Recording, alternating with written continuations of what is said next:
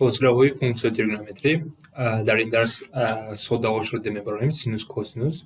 البته که این اثبات این فرمولا از لیمیت می‌باید در درس اول گفته بودیم، در اینجا اثبات نمی‌کنیم، فقط فرمولاش نشون میدم. چه مثال کار کردم در کار اون رو از نظر می‌گذاریم. حاصل سینوس کوسینوس اساسی هستن. ما می‌دونیم که به غرض اینها هم دیگر فونکسیون هستن، تانگنس کوتانگنس یا اینکه سکند کوسکند. یک تشریح نشون میدم تانگنس رو، دیگرش رو از قاعده‌های حاصلی که ما آموختیم از اونجا یافته می‌شود. بیاین خیلی سر کنیم. سینوس فونکسیون تریگونومتری اساسی اینها سینوس کوسینوس است. حاصلشون چیست؟ حاصل سینوس همان وقت کوسینوس است و حاصل کوسینوس هم وقت مینوس سینوس است. در اینجا فقط یک چیز دیگرگونه است، برعکس دیگر فقط در اینجا مینوس است. این رو باید درک کنیم. و تانگنس رو حاصلش در اینجا سکند کوادرات گفتگی است، یا اینکه در بعضی کتاب هم یا تقسیم کوسینوس کوادرات میگویند، نشان داده میشود که یک چیز است. مثلا تانگنس رو ما چه یافته میتونیم؟ از روی ما میدونیم تریگونومتری چی بود تانگنس؟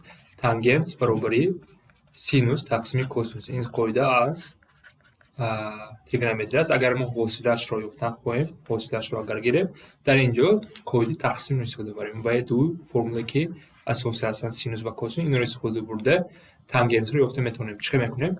حاصل سینوس چی است؟ از روی قاعده فرموله ما کوسینوس است ضرب فونکسیون مخرج یا اون چی واسه مینوسی، بعد حاصل کوسینوس از روی فرمول این مینوس سینوس است ضرب فونکسیون سرعت تقسیم کوادراتی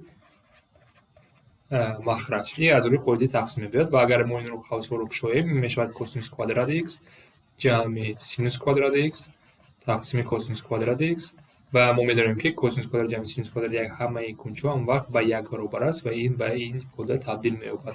یعنی ما این دیگر فونکسیون تریگونومتری یافته می‌تونیم از روی سینوس و کوسینوس. اگر کوتانگنس رو از شما پرسد چیکار کرده می‌تونید؟ کوتانگنس این البته که برعکس تانگنس است، کوسینوس تقسیم سینوس است. و از اینجا حاصلش رو یافته می‌تونید اگر سینوس و کوسینوس دارن.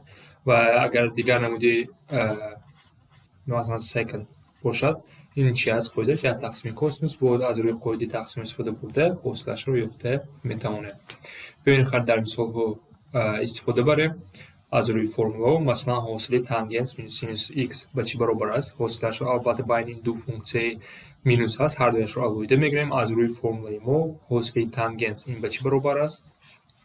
سکند کوادرات یا اینکه تقسیم کوسینوس کوادرات مینوسی 3 عوض نمیشد، حاصل سینوس چی است؟ کوسینوس است. این از جواب ما.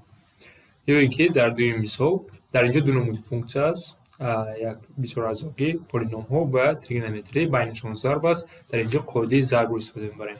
حاصل کوسینوس چی است؟ حاصل x چی است؟ یک ضرب فونکسی دویو جمع اکنون حاصل کوسینوس چی است؟ از روی قاعده مینوس سینوس ضرب x است. اگر ما رو باز ساده تر کنیم کوسینوس مینوس x ضرب سینوس x جوابی درستی ما می باشد. در درس دیگر اکنون جای x فونکسیون مشکل رو دیده می‌بریم.